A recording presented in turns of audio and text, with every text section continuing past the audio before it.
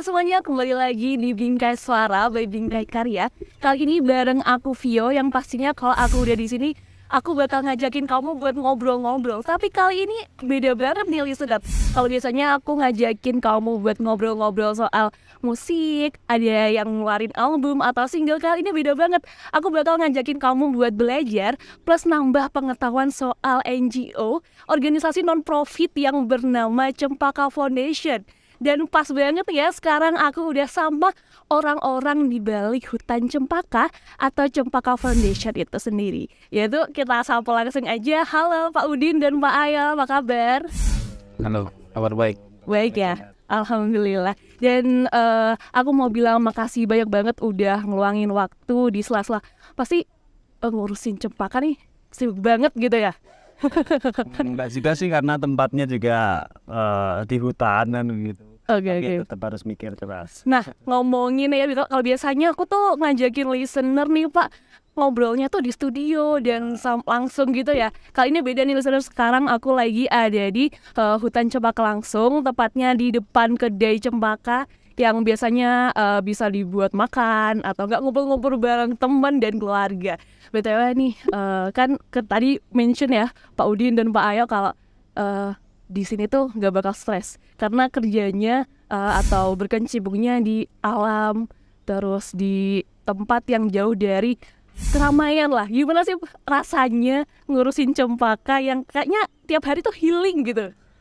Dari Pak Udin atau Pak Ayo dulu serah deh. Ya, kalau orang luar lihat, apalagi yang teman-teman biasa di perkotaan ya, hutan kan memang tempatnya buat healing gitu. Tapi kalau ditanya gimana sih kalau kerja di tempat yang seperti ini, ya kadang stres. Kadang stres ya kan? Ya tetap lah, kan semua pekerjaan kan juga banyak tekanan, banyak yang harus dipikirkan gitu. Walaupun kita suasana tempat di hutan, di kota atau di kantor gitu. Tapi kabar baiknya ya karena kita memang suasananya mendukung di hutan, atmosfer yang udaranya segar gitu, dan juga banyak hijauan, bikin mata seger ya? Mata seger juga. Oke, kalau dari Pak Aya nih, tadi udah senyum-senyum, kayaknya udah banyak banget yang pengen diceritain gitu ya. Gimana sih perasaannya berkecimpung di hutan, jauh dari keramaian, dan tadi juga bisa lihat ijo-ijo tuh, gimana perasaannya tiap hari di sini? Ya, kalau aku sih bisa dibedakan menjadi beberapa hal ya. Sorry ini sedikit berbeda. Oke, boleh. Pertama sekali sih jengkel. Jengkelnya luar biasa. Kenapa nggak dari awal gitu? Ya tahulah ya. Perjalanan hidup kita juga pernah masuk di banyak dunia kerja dan masuk ke banyak lingkungan kerja yang berbeda.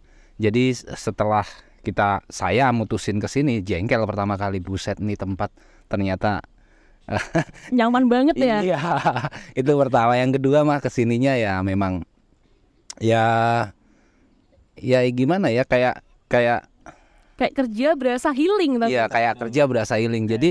Jadi memang ganti-gantian gitu loh ya. Di saat memang harus ada sesuatu hal yang sudah time schedule begitu harus dijaga. Ya akhirnya kita berasa kerja.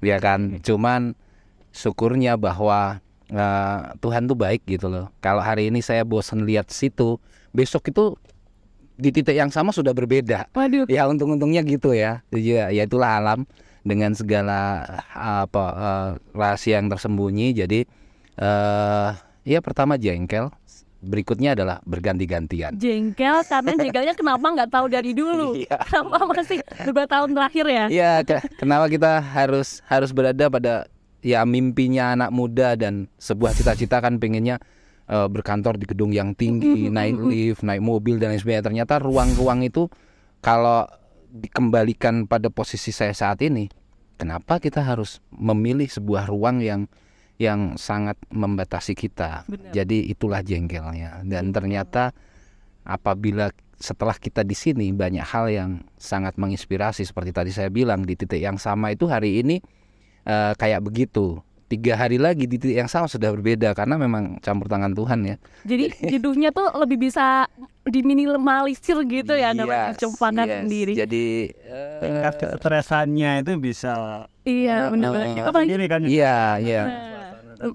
apalagi didukung sama di sini tuh ya listener, udaranya sejuk banget.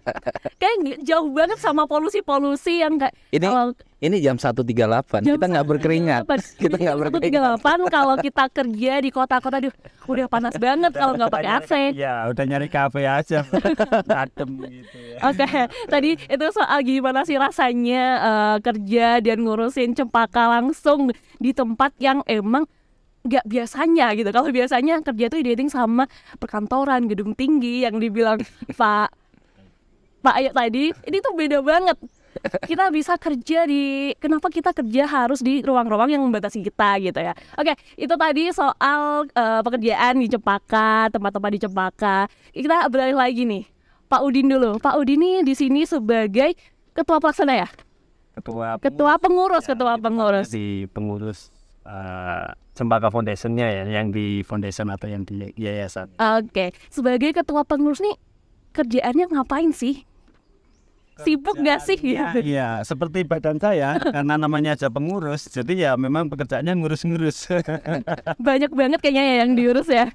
Seperti badan saya yang ngurus ini, jadi tapi nggak ngurusin orang lain loh ya. Maksudnya ngurusin yang karena kita bentuk program atau bentuk kegiatan dan juga lembaganya adalah non-government organization, NGO atau lembaga swadaya masyarakat, memang yang bergerak di bidang konservasi lingkungan dan alam. Jadi kita ngurusin hutan untuk bisa kembali lagi menjadi hutan dan punya manfaat buat masyarakat. Terus kita juga ngurusin kepedulian orang-orang di mana saja gitu untuk membantu mensupport masyarakat di sekitar desa atau di sekitar hutan ini agar bisa menjaga lah minimal hutan. Oke, tapi sebagai ketua pengurus di Cempaka nih, ada struggle juga nggak selama ini kerjanya di dalam hutan, terus banyak ketemu sama orang-orang, terus tapi bisa healing? Betul, karena memang tujuan kita adalah mengembalikan hutan itu tadi, maka orang mempersepsikan kalau di hutan healing, yang gitu. Jadi yang kita lakukan adalah bagaimana membantu masyarakat desa untuk berkelompok, untuk berdaya bersama-sama menjaga hutan. Nah itu tentu perlu strategi, perlu komunikasi, perlu manajemen, termasuk juga manajemen bagaimana mendapatkan dukungan atau sponsor atau support dari pihak-pihak lain, baik pemerintah maupun swasta yang lain untuk menjaga hutan kita ini. Oke, itu ya tugasnya Pak Udin di Cempaka. Tapi kita ngomongin soal manajemen, kayaknya Pak Ayo ini juga nggak jauh-jauh soal manajemen kalau di Cempaka. Ini kerjanya ngapain sih Pak Ayo? Saya yang paham. Iya, baganya. Ada ya, sebenarnya tugas saya linear sih dengan Mas Udin. Cuman lahan perangnya yang berbeda. Nah, ya. Gimana tuh? Jadi gini, banyak orang mempersepsikan NGO, non-government organization itu ada dua hal. Yang pertama adalah pekerja sosial, yang kedua adalah minta-minta. Nah, ya kan. Ini sebuah konsep yang disclaimer dulu ya. Ini bukan definisi yang baku, tapi banyak orang mengatakan begitu. Banyaklah kita lihat bahwa yang namanya yayasan itu harus naik mobil keliling dari satu kota ke kota lain, terus bikin event-event charity dan lain sebagainya. Kita coba berpikir lain. Di lain sisi, foundation jalan dan harus firm di situ di hal-hal yang sifatnya non-profit begitu. Tapi di sisi lain ada yang namanya dari mana duitnya, kan begitu. Ini harus kita jawab, dan yayasan memutuskan untuk punya yang namanya fundraising. sebuah alat untuk menggali biaya secara profesional, dan ini clear bahwa tidak boleh yayasan harus melakukan itu. Maka ada yang namanya unit usaha.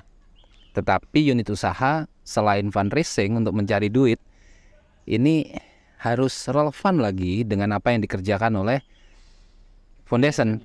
Ya, jadi kalau Anda lihat di sini kenapa ada tanaman-tanaman yang saya bisa bilang di hutan cempaka ini 90% adalah lahan terbuka dan kami jaga tegaan-tegaan hutannya. Oke. At least ini mengartikan bahwa ini juga ruang pamer, Mbak. Pamer ke apa tuh? Ke siapa ya?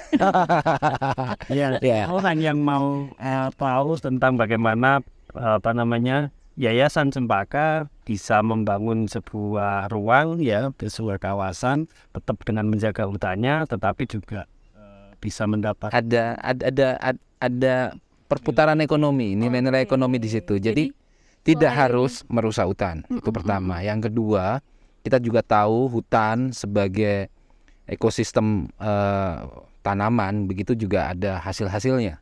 Dan kalau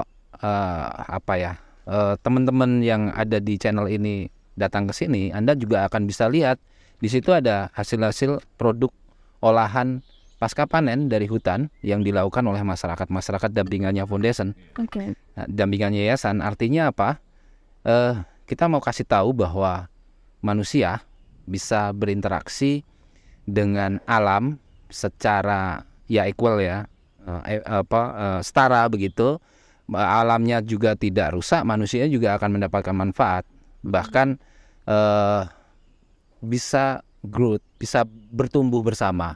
Itu penting. Jadi tugas saya lebih kepada itu kali ya.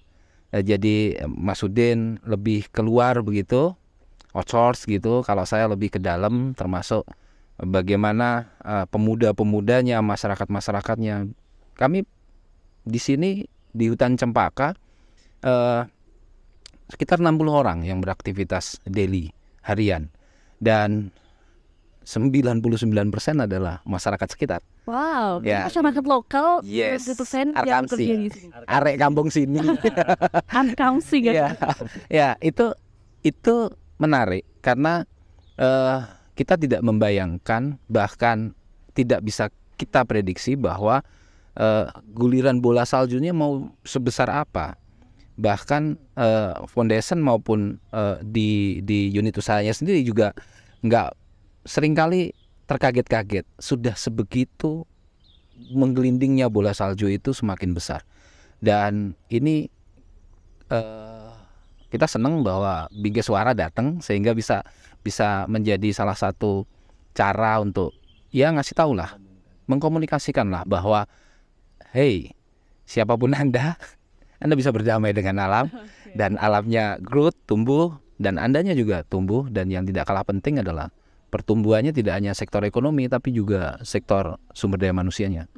Dan ini Berarti luar biasa. bisa ngembangin alam dan juga perekonomian itu bisa berjalan secara lurus ya? Yes, banyak orang, kita ingat ya, revolusi industri itu harus mengalahkan alam. Kita ingat bahwa industrialisasi harus mengalahkan alam. Memang dalam skala-skala tertentu iya, tapi kan bisa ditata. Dan kalau toh dalam skala yang apa yang bisa kami lakukan ini bisa menjadi semacam storytelling kali ya, atau cerita-cerita sukses begitu, ya mungkin akan ada cara pandang yang sama terhadap ini. Dan kita juga tahu bahwa alam ini juga manusianya sangat butuh, Mbak. Ya, manusianya, makhluk hidupnya sangat butuh. dan menjadi inspirasi. Waduh. Sangat butuh sekali. Bayangin kalau alam nggak ada, air nggak ada, udara nggak ada, kita mau apa? Hidupnya gimana? Inginnya pemaksa. Iya, Oke. kita mau beli oksigen kaleng. Aku ngurusin lagi nih. Jadi kalau Pak Udin nih di foundation yang ngurusin eksternal, terus Pak Ayo yang internal gitu ya? Lebih ke situ kali ya. Oke. Lebih ke situ. Oke, kita pindah lagi nih ke foundation. Pak Udin, gimana sih awalnya ngelihat problem-problem di lingkungan sehingga bisa kayak muncul ide, aku mau bikin Cempaka Foundation nih sama teman-teman. Itu idenya dari mana atau problemnya tuh dari mana gitu? Ya, semua memang berbasis problem ya masalahnya. Jadi teman-teman dan termasuk tadi yang disampaikan Mas Ayo dari pemuda lokal sini, Cempaka Foundation juga didirikan oleh bersama dengan teman-teman yang di lokal sini tahun 2016 ya. Sebelumnya itu sudah banyak gerakan-gerakan atau kegiatan-kegiatan yang dilakukan oleh para founders kita itu tahun 2015-16 dengan melakukan penanaman pohon, membuat bibit pohon, mencegah kebakaran hutan, bahkan sampai ke memadamkan kebakaran di hutan sana. Waktu itu sih memang tumbuh masalahnya dari kerusakan alam yang ada di hutan, dan waktu itu mulai banyak mata air yang kering, terus kebakaran, sehingga kepedulian itu muncul dari founders, dari pendiri dari yayasan kita ini.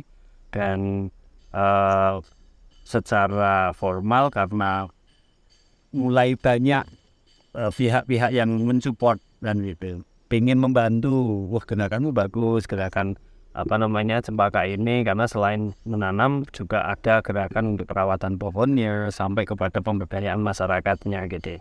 Karena semakin banyak yang peduli untuk mensupport, ya maka kita harus membuat sebuah lembaga secara formal agar bisa dipertanggungjawabkan secara publik juga kan, dukungan-dukungan dari berbagai pihak itu tadi. Yaitu akhirnya mendirikan Yayasan Cempaka Education Center yang berdiri memang tanggal 16 Desember 2016 ya waktu itu. Dan waktu itu belum berpikir ya untuk yang tadi diberikan Mas saya untuk membuat unit usaha secara fundraising mandiri itu tadi sih, belum berpikir. Kita hanya berpikir bagaimana menjaga hutan, khususnya yang di lereng Gunung Arjuna ini, menjaga hutan dengan menanam, dengan merawat, dengan melakukan riset-riset dan juga pemberdayaan masyarakat sih. Fokusnya memang di masyarakat. Oke. Tadi Pak Udin notice kalau sebelumnya juga belum kepikiran nih buat ada fundamental rising buat menaikkan ekonomi. Ini kayaknya relate banget sama Pak Ayo ya. Itu gimana sih awalnya kayak kepikiran? Kayaknya kita nggak bisa nih kalau cuma fokus ke lingkungan, tapi juga merambah ke ekonomi. Itu gimana Pak Ayo? Kepikiran awalnya?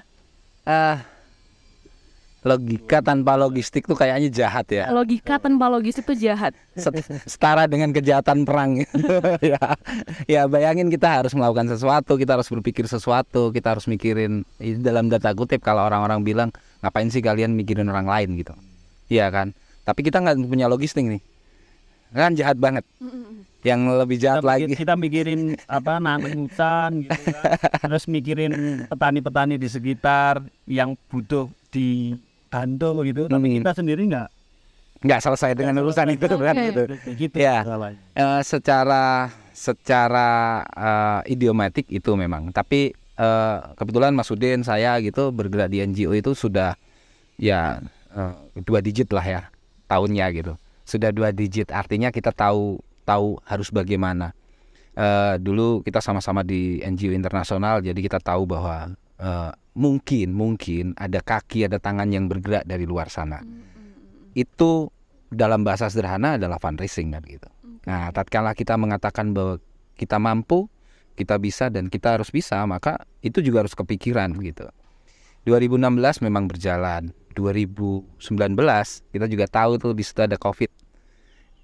Tatkala ada pandemi, maka pikirannya adalah yuk kita melakukan sesuatu. Mulai dari mana? Mulai dari ini. Terus harus bagaimana kita kan gitu.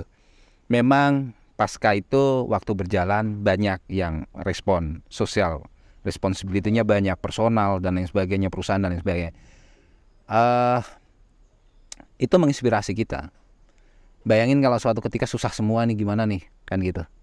Nah, masa kita harus end gitu? Nggak boleh dong kan gitu.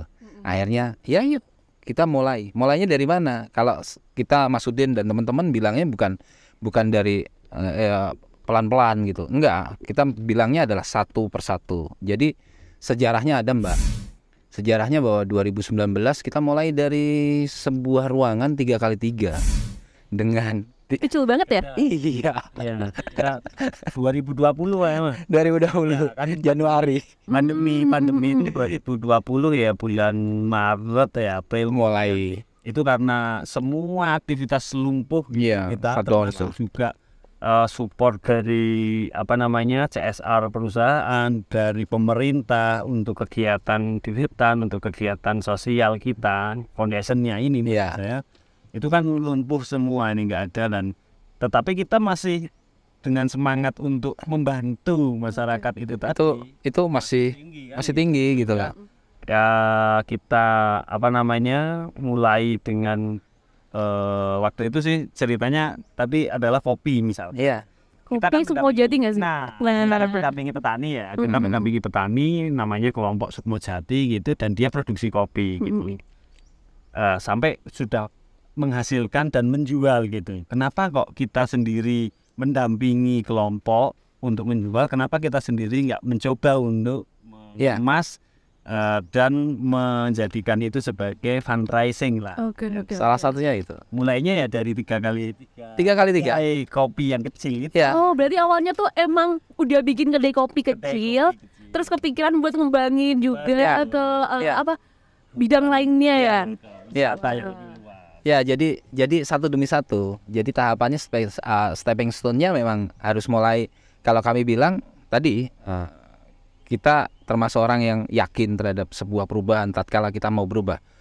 Dalam bahasa sederhana, yang bola salju digelindingin aja, apa kata Tuhan aja, dia bisa membesarkan gitu. Apalagi kalau ini ada drivernya, ada ininya, ada itunya dan lain sebagainya. Tapi waktu itu cara berpikirnya praktis, harus mulai. Kapan? Secepatnya. Saat ini. Mulai dari 1, 2, 3 dan biarkan itu menggelinding. Jadi mulainya dari memang gede kecil, Mas Udin waktu itu masih sering cuci piring, saya masih harus lari-lari dan lain sebagainya. Teman-teman yang di foundation kita bilang tidak bergaji dulu, tapi yakinlah dan lain sebagainya, bla bla bla bla bla. Itulah bukan menginspirasi, tapi memang kita juga bersyukur terhadap pandemi, karena pandemi COVID kemarin, disclaimer lagi ya, bukan virusnya, tapi itu juga yang menyebabkan kita sempat berhenti sejenak, kita berada di zona tidak nyaman, dan dalam bahasa sederhananya kita nggak boleh begitu. Oke, jadi dari sejarahnya nih ya listener, kalau aku boleh merangkum lagi dari kedai kopi yang ukurannya 3x3 nih. Terus kepikirannya kita nggak boleh gini-gini aja, kita harus berkembang. Dari zaman 2020 tuh zaman-zaman COVID ya tuh. Ya, kita nggak boleh berada di zona yang nyaman, karena kalau di zona yang nyaman selesai. Oke, tapi setelah pas waktu itu, pas sedang merencanakan tuh, apakah melihat peluang-peluang ke depannya sampai perasaan tuh mantep banget nih buat mendirikan Cempaka Foundation? Ya, pengalaman di foundation, semuanya bergerak dari data, semuanya bergerak dari riset, maka kami terbiasa berpikir begitu. Beberapa komparasi nilai-nilai potensi dan tantangannya coba kita hitung. Memang kalau listener tahu bahwa ini adalah jalan mati. Tidak menghubungkan antar wilayah, tidak menghubungkan antar kabupaten. Tengah hutan, di atas gunung. Aku juga tertarik nih. Oke, lanjut dulu. Tapi datanya ada, hitungannya ada, dan yang terpenting adalah keyakinan itu harus ada, karena cara itu bisa dicari. Kita juga tahu bahwa cara bisa dicari, tapi identitas harus dibikin. Cara harus dicari, tapi identitas harus dibikin. Yes, kita membeli kopi, bahkan kita spend money cukup tinggi, tidak hanya sekedar meneguk cairan warna hitam di sebuah gelas, tapi brand atau nama itu menjadi cukup penting. Foundation sudah cukup punya nama. Kenapa kita tidak kuatkan itu? Karena ini memang harus dibikin. Tidak perlu dicari cara, tapi harus effortnya di situ. Kredibilitas menjadi cukup penting. Tidak hanya di foundation, tapi juga di usaha. Jadi layanan turunannya, hospitality-nya, rasanya, bagaimana mengkomunikasikannya, baik terhadap komplain maupun terhadap kebaikan-kebaikan yang ada di sini, bagaimana mengapresiasi dan lain sebagainya, menjadi sangat concern kami di situ. Jadi inilah yang akhirnya kita sendiri bilang, aha, ternyata tidak harus di tempat yang menurut kalkulasi Kalau ngomong bisnis, ini listener juga perlu tahu Perlu nih. tahu soal bisnis juga. Iya, karena banyak orang berpikir tempatnya harus strategis nih, dijangkau. Ini itu kapan kita mulai? Oke. Kan begitu. Itu bisa dicari. Tapi kredibilitas, image harus dibikin. Itulah kerja keras awal yang harus kita lakukan. Ya, jadi alhamdulillahnya ya seperti kita lihat di tahun 2021 kunjungannya sudah 3 digit. Ya, 1 tahun kemudian kunjungannya ya Makin. snowball. Oke. Ya kan, bahkan kita sendiri menjadi harus segera berbenah karena banyak orang yang melihat ini adalah tempat penuh dengan kebaikan. Iya kan, ya jadi itulah strateginya, dan ini salah satu tip mungkin ya, bahwa yang pertama harus dibikin adalah yang di dalam, keahlian, terus keterampilan dan lain sebagainya bisa dicari sambil jalan, tapi satu demi satu ya, jangan alon-alon asal kelakon ya. Kalau alon-alon asal kelakon Agak lama ya. nanti image-nya kita di otak kecil ini sudah ngini-ngini aja. Waduh, kalau satu demi satu nanti ketemunya adalah di angka tertentu kan gitu. Itu yang terpenting. Ya, jadi itu kali ya. Jadi kok bisa sih, dan hari ini lebih dari 1 hektar loh. Dan kawasan hutan cempaka 2,2 hektar. Wow. Dari mulai 3x3. Dan orang silahkan mengeksplor itu. Gitu. Jadi ya tidak mati-mati ya, tapi tatkala mau tapi pasti mampu. Wow. Tenang aja, anak-anak muda ini harusnya menjadi panggilan ini. Oke. Kita bisa belajar bisnis juga ya lewat Cempaka Foundation ini. Tapi pasti nih Cempaka Foundation juga punya goals tertentu. Tapi dalam mewujudkan goals sebuah perusahaan di Cempaka Foundation, ini ada gak sih visi misi gitu dalam mewujudkan goals yang pengen Cempaka raih? Siapa dulu yang jawab? Mas Uden dulu. Ya, mau yang tekstual atau yang kontekstual? Kalau yang tekstual saya harus baca. Ada. Ya, jadi Cempaka Foundation, kalau Cempakanya sendiri kita sebetulnya dari akronim. Ya. Apa namanya, kata Community Empowerment to Make Changes. Oke. Oh ternyata Berdaya Cempaka, nama Cempaka C-nya itu community, adalah Community Empowerment, C-nya EM-nya empowerment. to make changes, To make melakukan perubahan. oke. Itu menjadi satu ruhnya kita, karena basicnya adalah ke pemberdayaan masyarakat dan melakukan perubahan, goalsnya. Nah, sehingga visinya kita perkuat pada tujuan untuk mewujudkan kemandirian di ekonomi masyarakat dan juga pelestarian hutan yang ada di alam kita, yang kita mulainya dari Gunung Arjuna ini, dan juga tentu saja melalui pengembangan kebudayaan, budaya lokal yang kita selalu bawa. Jadi 3 hal itu yang menjadi ekonomi, lingkungan, dan kebudayaan itu yang menjadi misinya kita untuk mengembangkan setiap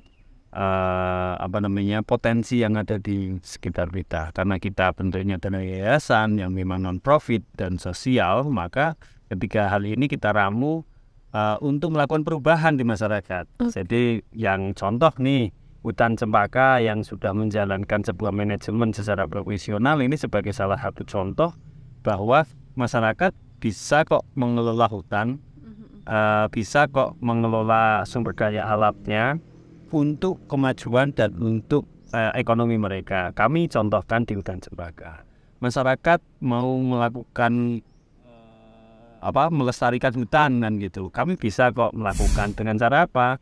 Membuat bibit, menanam, kerjasama dengan akademisi, riset, kerjasama dengan pemerintah untuk regulasinya, kerjasama dengan swasta untuk mendukung pendanaan misalkan, sehingga semua pihak mendukung untuk melestarikan hutan. Changes-nya ya melakukan perubahan untuk melestarikan. Oke. Tadi sempat notice juga di bawah lereng Gunung Arjuna. Tadi Pak Ayo dan Pak Udin juga bilang kita tuh beda soalnya orang-orang tuh cari tempat yang strategis, yang bisa dijangkau sama orang, enak gitu ya jalannya. Tapi ini agak beda tuh di hutan, terus juga jalurnya juga nggak terlalu strategis. Ada nggak alasan spesifik kenapa pilihnya di Dayurejo di bawah lereng Gunung Arjuna sendiri? Ya, yang pertama ini home base. Yang kedua bukan gambling ya. Kita harus struggle. Kita harus membuat sebuah skenario bahwa kalau ya bagaimana kita bisa ngomong meyakinkan orang kalau di titik kita sendiri tidak selesai. Oke. Itu. Jadi kita mau selesaikan itu. Bukan selesaikan, kita mau influence dari sisi itu. Itu pertama. Yang kedua, kenapa nggak strategis? Ya kita punyanya ini. Cuman bagaimana kita membuat sebuah cara pandang, dan ini memang kita promosikan dan kita hidup-hidupkan kepada teman-teman di hutan cempaka. Yang pertama adalah pastikan kita menjadi tempat tujuan, bukan tempat ampiran. Banyak tempat strategis karena di situ ada titik keramaian, terus biar mampir. Akhirnya perputaran ekonominya di situ, ingat resikonya adalah mudah bangkrut. Oke. Karena kompetitornya juga luar biasa. Kita melihat dari sisi yang sangat kecil itu menjadi sebuah peluang. Ya, ini buat para listener juga mungkin bisa membalikkan 360 derajat cara berpikir bisnis. Bener. Ya kan? Ya kan? Juga makin terbuka nih, Mas. Ya, saya ingat pada tahun sekian gitu, saya di sebuah pelabuhan di Sulawesi Utara. Saya ketemu dengan perantau dari Jawa dan hanya bawa penggorengan. Dia mau menyeberang ke yang namanya Papua. Saya tanya, mau ngapain kamu? Jualan martabak. Gila lu, jumlah orangnya berapa? Mas, kamu yang nggak ngerti bisnis itu cari tempat di mana yang nggak ada pesaingnya. Yang terpenting apa? Kita menjadi tujuan, bukan menjadi ampiran. Kalau mentalnya kita menjadi ampiran, selesai. Tapi kalau mentalnya menjadi tujuan, maka kita akan bertumbuh dan berkembang. Dan kita memiliki ambience yang dalam bahasa sederhananya susah dicari padanannya. Orang boleh meniru, tapi rasa di hati tidak bisa. Ya, jadi itulah eksperimen-eksperimen yang kami komitmeni dan kami driven ya. Kami jaga dari awal. Dan at least ketemunya iya. Kalau kita belajar dari data kenapa sih kesini, itu rata-rata lebih kepada seneng, rasa, dan bahagia. Dan itu harganya mahal, Mbak. Mahal banget ya? Mahal banget. Mau dibeli berapapun Ya, mahal. susah. Kopinya, bukan minumannya, bukan makanannya. Ya. Dan juga experience sih. Iya. Kalau Anda kesini Anda bisa experience. Apa sih experience-nya? Nanti aja ya. Nanti Kita aja bisa ya. kasih tahu. Ya, tapi itulah yang tadi. Kenapa sih kok membolak-balikkan ya? Tapi memang di ekonomi sendiri sudah ada yang ngomong tentang disruption. Ya kan? Toko yang sangat dingin, sangat gemerlap, ambruk sebegitu rupa. Oleh apa? Oleh rumah-rumahan yang bahkan kalau masuk di gangnya itu harus nuntun sepeda motor. Ini real. Toko Madura itu ya. Dan ternyata kami juga punya pikiran yang sama, dan inilah buktinya. Jadi listener, siapapun Anda, ya ayo, entrepreneurship, kenapa tidak? Oke, jadi 3x3 tidak punya duit, tidak punya utang. jadi 1,1 hektar. Oke, jadi kita harus mengubah pola pikir dari kita nggak boleh bisa nih kalau jadi tempat rest area doang. Kita juga harus jadi tujuan. Tujuan. Itu harus dihidup-hidupkan. Bayangin, kalau kita tidak tumbuh dan berkembang, tidak melakukan introspeksi diri dan memperbaiki diri, bukan menjadi pembelajar, ya nggak jadi apa-apa kalau kita mengharapkan biarkan orang dari mana terus mampir menjadi tahap kedua, ketiga, dan itu lebih kepada efek. Kalau tujuannya adalah kita harus menjadi tempat tujuan, bagaimana caranya? Ya, dan yang coba kita tawarkan adalah ruang interaksi alam dan manusia kalau hari ini Anda berdiri di sini, berfoto kalau di belakangnya ada background yang artifisial, mungkin besok nggak mau foto lagi. Tapi seminggu lagi Anda berdiri di sini udah beda lagi, Mbak. Dan itulah yang coba kita lakukan. Akhirnya dengan tempat tujuan, kulinernya juga ada taste, ada price dan lain sebagainya yang juga sangat worth it begitu. Bukan worth it ya. Mudah diterima dan lain sebagainya. Itu menjadi pelengkapnya, tapi rata-rata peringkat satunya adalah tempatnya. Oke, tempat di hutan dan jauh dari keramaian ini ternyata ada value-nya ya listener, dan banyak banget value yang bisa diambil dari kenapa sih Cempaka nih ada di sini, kenapa Cempaka nggak ada di tengah kota gitu, biar bisa dijangkau sama orang. Ternyata emang tujuan mereka tuh bisa jadi tempat tujuan, bukan ya udah bukan tempat tampilan kita nih. Dan yang paling penting beda banget ya. Paling penting kita sebagai ruang pamer, sebagai etalase juga pengen kan sebagai misi tadi, ekonomi, pendidikan, empowerment dan lain sebagainya. Siapapun Anda yang di sabuknya hutan, sabuknya pantai, yang memang susah-susah diakses dalam tanda kutip, jangan takut, Anda bisa. Ya, jangan takut, Anda bisa menjadi pelaku-pelaku pariwisata, pelaku-pelaku ekonomi, dan tanpa mengorbankan warisan-warisan dari apa yang dilakukan oleh para leluhurmu di situ, orang tuamu, kakek nenekmu dan lain sebagainya. Karena pohon yang hari ini ada di depan saya nggak tahu nih siapa yang nanam dan apakah masih hidup atau enggak, saya nggak tahu. Tapi karena apa yang dia lakukan, saya bisa menikmati pohon ini, termasuk di udaranya dan lain sebagainya. Banyak banget ya yang bisa diambil dari contohnya satu pohon ini, nggak tahu kita siapa yang nanam, tiba-tiba banyak, bisa aja besok udah berubah tuh pohonnya warnanya. Oke, kita pindah lagi nih ke bidang ekonomi. Tadi juga sempat nyinggung ke soal ekonomi nih. Dan di Cempaka sendiri tuh terdapat 6 UMKM yang dijadikan pusat pembelajaran. Itu awalnya kenapa milih 6 UMKM ini, dan salah satunya ada Kopi Sukmojati ya Pak? Ya. Nah, gimana tuh cerita awalnya bisa milih 6 ini sebagai pusat pembelajaran?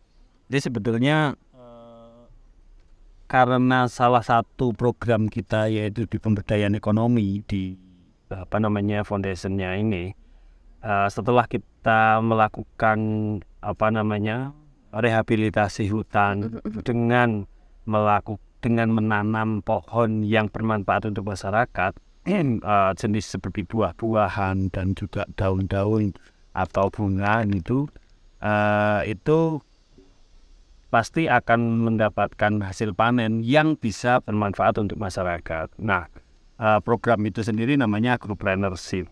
Jadi kewirausahaan berbasis pertanian atau perkebunan dalam hal ini. Masyarakat didorong untuk mengelola dan memanfaatkan hasil-hasil hutan yang bisa meningkatkan ekonominya mereka.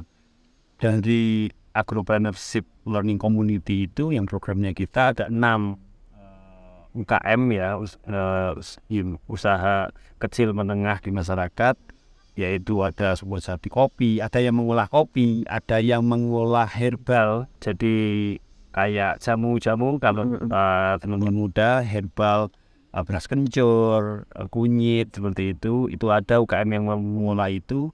Kemudian ada yang mengolah keripik, jadi pisang, singkong, bote gitu. Wow. Ada UKM yang mengolah di bidang bambu, jadi bambu itu diolah menjadi stik untuk sate, kerajinan nantinya.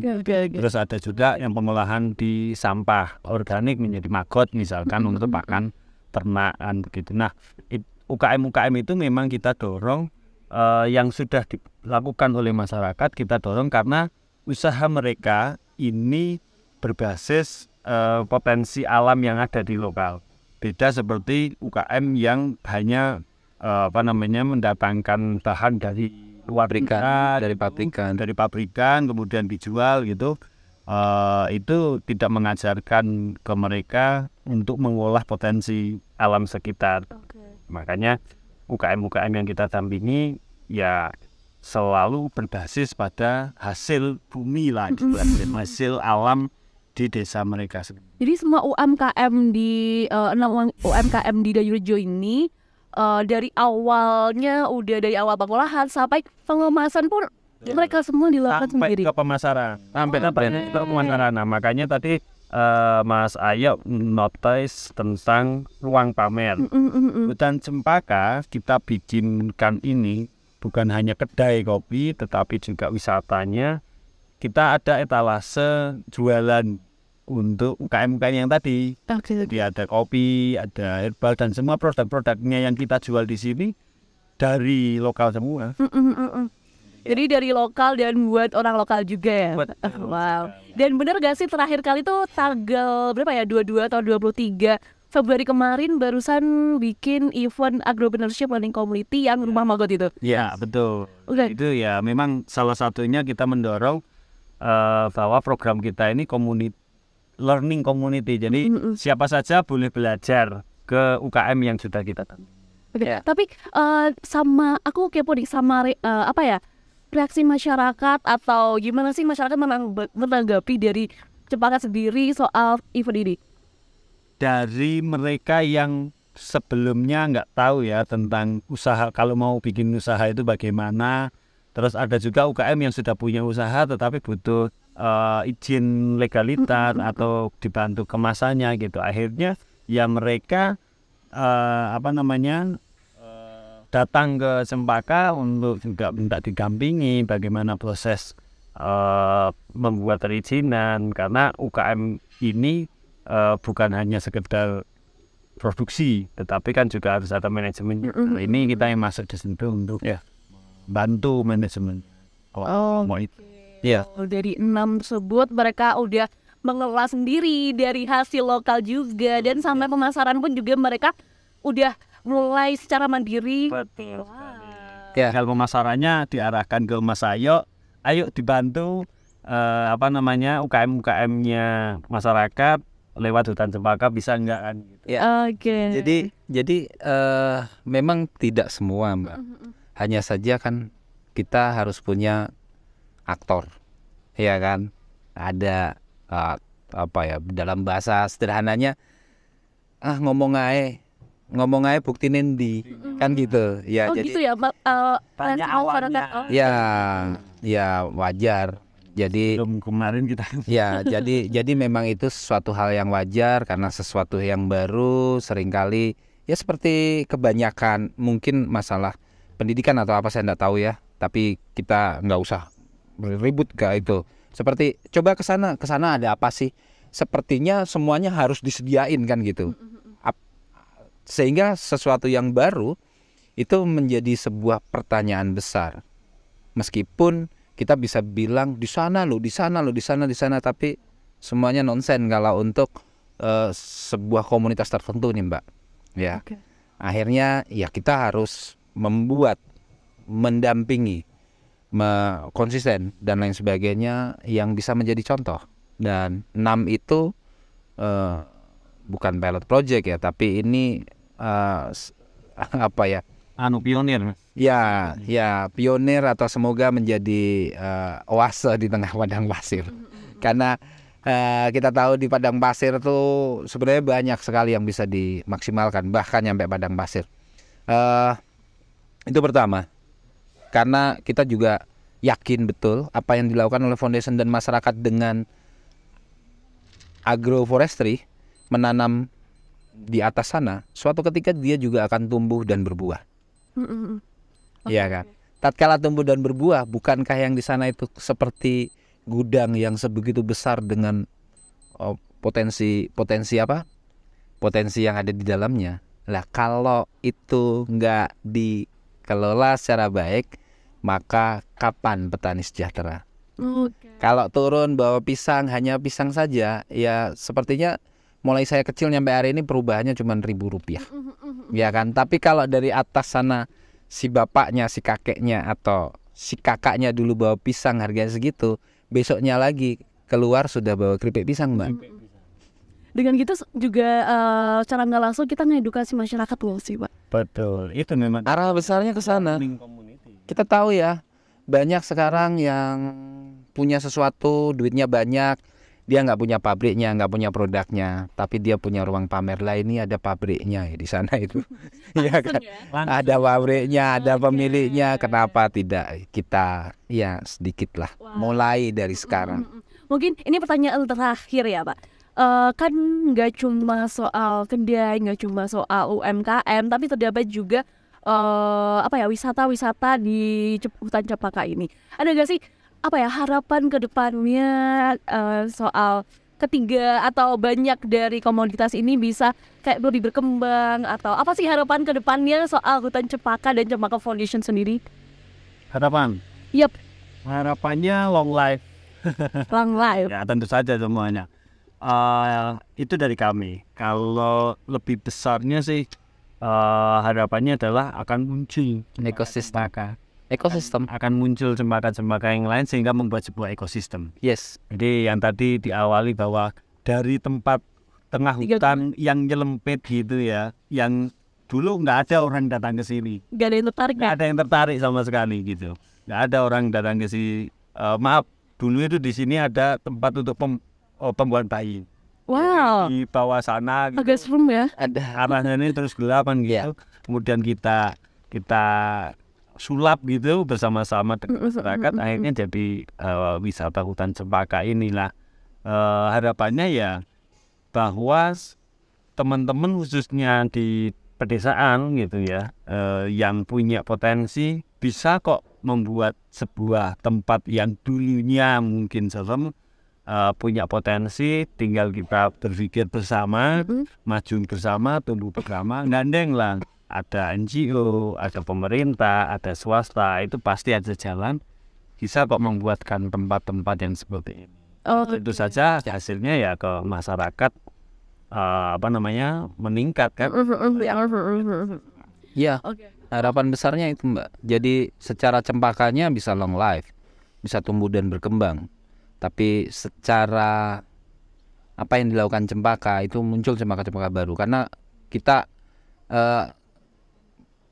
punya mimpi besar bahwa ada ekosistem. Tatkala ada ekosistem, maka kakinya akan sangat banyak nih. Contoh, orang dari sini ke bawah sana mungkin nggak bisa bensin Mbak, beli bensin eceran di situ Mbak. Jadi ya kan? Masyarakat juga terbantu. Oh iya Mbak. Itu selain itu mungkin kalau tadi naik ke sini sudah ada 1, 2, 3 dan lain sebagainya. Itu buktinya. Okay.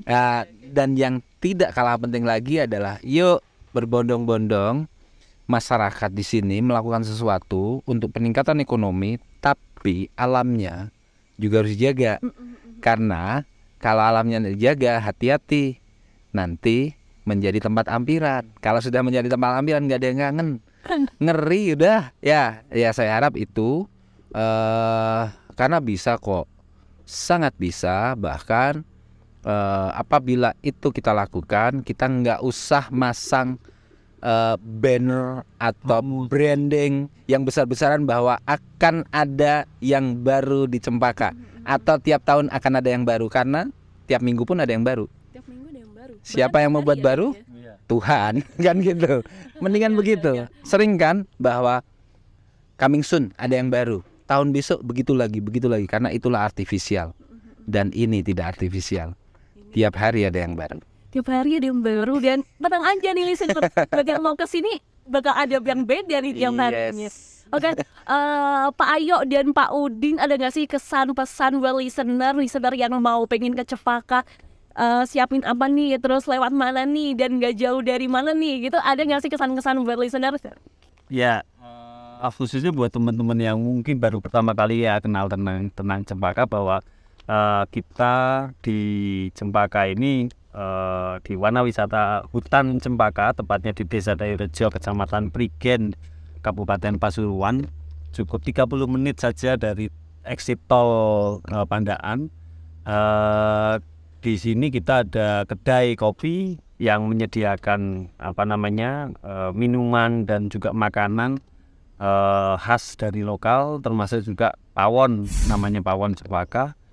Kita bisa ngambil makanan sendiri, prasmanan gitu, dan mau makan ala tempo dulu di sebelahnya tumbang masih pakai kayu. Wah, masih pakai kayu bakar gitu ya. Wow. Jadi kita itu dan itu semua kita kemas, usaha itu dilakukan Yayasan Cempaka bersama dengan masyarakat untuk melestarikan hutan. Selain Perdai kita juga ada wahana ya, Camping ground. Ada camping Yang mau ground, camping, yang suka camping. Flying Fox. ada Flying Fox, ada TV, ada panahan, ada paintball, ya. Jadi kita lengkap ada animal feeding. Wah. 2 hektar itu. Nah itu semua kita lakukan dengan tujuan untuk mendapatkan keuntungan yang totally keuntungannya akan kita gunakan untuk menjaga, dikembalikan kepada penjagaan hutan, menanam pohon, sehingga ketika minum kopi di sini selain suasananya segar, tetapi value yang kita tawarkan adalah Anda ikut membantu atau ikut berdonasi dengan minum kopi atau masuk ke hutan cempaka untuk melakukan penanaman pohon. Yes. Jadi listener yang mau datang ke Cempaka ini tepatnya nggak jauh dari Taman Safari Indonesia 2. Yes. Jadi abis dari Taman Safari atau lagi di kawasan ini boleh nih mampir buat ngopi-ngopi, buat nikmatin Flying Fox-nya atau bahkan main ATV. Ya. Oke, dan Yang paling mudah sebenarnya ya semua teman-teman saya yakin 100% punya gadget. Google Map aja. Google Map aja. Keywordnya adalah hutan cempaka. Oh, hutan Cempaka. Udah ada di Google Maps juga ya. Dan Populer kami. makasih banyak banget buat Pak Udin dan Pak Ayo kami Yes. dan wakil waktu Terima kasih. kesibukan. Dan listener jangan sedih karena masih ada episode-episode lain di Bingkai Suara, Bingkai Karya yang bakal nemenin kamu di minggu-minggu selanjutnya. Thank you. Terima kasih. Assalamualaikum. Mbak Vio, makasih. Sama.